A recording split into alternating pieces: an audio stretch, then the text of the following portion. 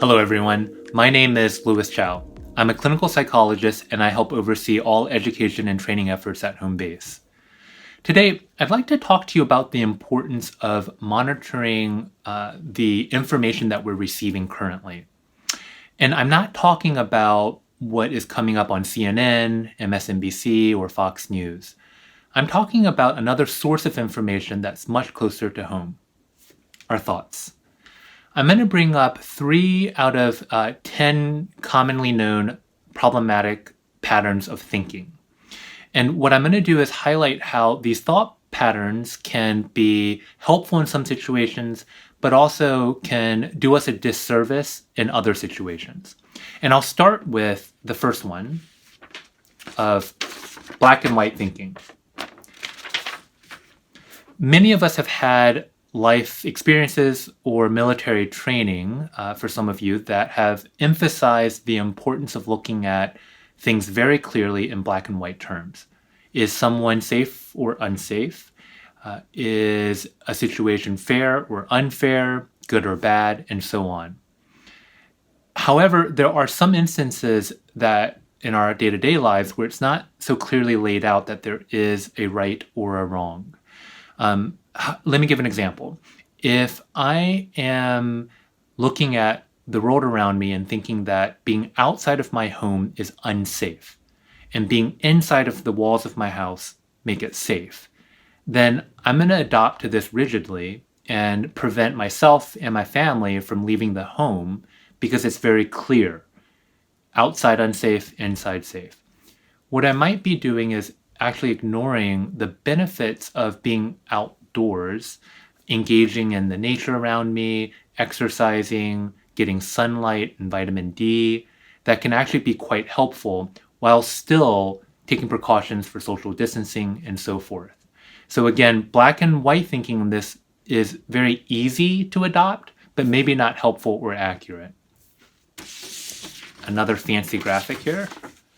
The second thought pattern is catastrophizing. Many of you have had training that also prepares you for the worst while also hoping for the best.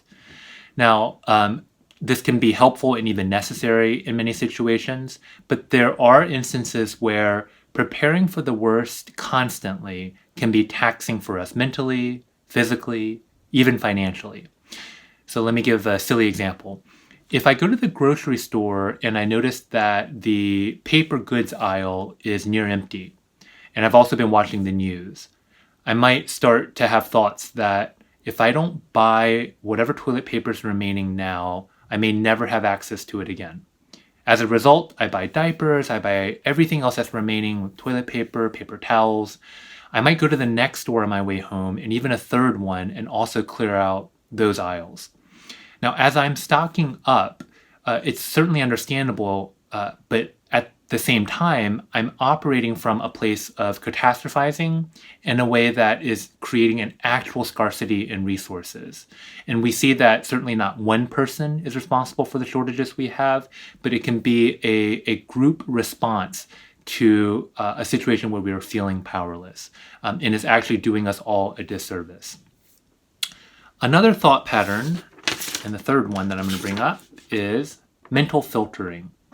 This is a tendency that humans have in filtering out positive events and focusing on the negative events.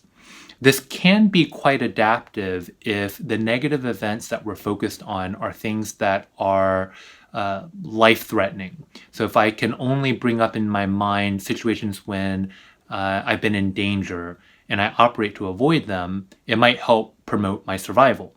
But in many cases, actually, mental filtering does us a disservice because it doesn't give us a balanced appraisal of a situation, or of ourselves or the world around us.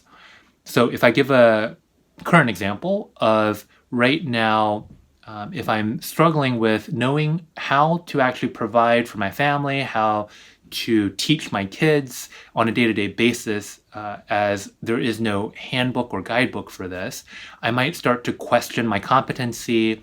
I might start to feel useless.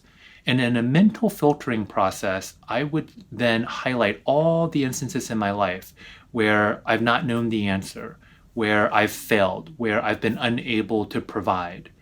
And what I'm leaving out are the situations where I've been resourceful, where I've been adaptive, when I've been able to make ends meet.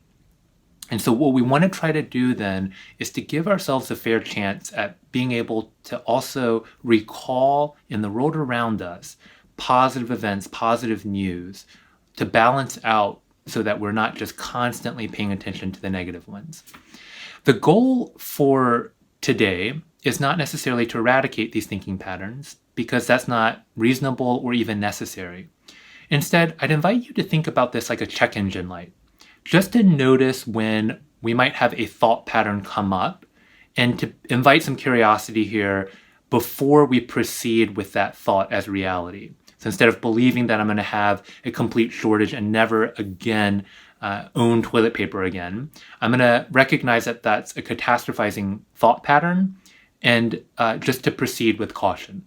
And you'll also find that there are going to be segments that we'll have in the mental health area on checking our thoughts, seeing how our thoughts influence our feelings, and more tips and suggestions.